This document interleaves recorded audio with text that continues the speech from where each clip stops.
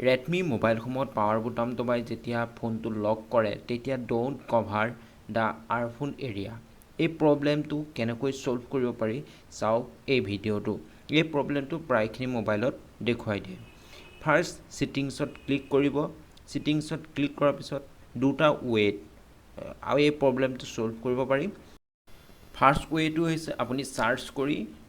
এই প্ৰবলেমটো সলভ কৰিব পাৰি POCKET পকেট মোড বুলি আছে পকেট মোড বুলি সাৰ্চ কৰিব লাগিব ইয়াত তিনটা ওলাই যাব যে পকেট মোড ফাৰ্স্টটোত ক্লিক কৰিব লাগিব ফাৰ্স্টটোত ক্লিক কৰাৰ পাছত স্ক্ৰল ডাউন কৰি তললৈ আহিব লাগিব ইয়াত পকেট মোড বুলি আছে এটো অফ কৰিব লাগিব তেতিয়া এই প্ৰবলেমটো সলভ হৈ যাব আৰু এটা ৱে আছে সেই ৱেটো হৈছে সেটিংছত অহা পিছত ইয়াত পাসওয়াৰ্ড এণ্ড সিকিউৰিটি অপচন আছে পাসওয়াৰ্ড এণ্ড সিকিউৰিটি অপচনত ক্লিক কৰিব লাগিব আৰু স্ক্ৰল ডাউন কৰি তললৈ আহিব লাগিব ইয়াত লক স্ক্ৰীন বুলি আছে লক স্ক্ৰীনত ক্লিক কৰাৰ পিছত স্ক্ৰল ডাউন কৰি আকৌ তললৈ আহিবলৈ সেম প্ৰসেস পকেট মোড আছে এই পকেট মোডটো অফ কৰি দিব লাগিব যেতিয়া অফ কৰি দিব তেতিয়া এই প্ৰবলেমটো কেতিয়াও Xiaomi মোবাইল বা Redmi মোবাইলত নেদেখুৱায় এই প্ৰবলেমটো সলভ হৈ যাব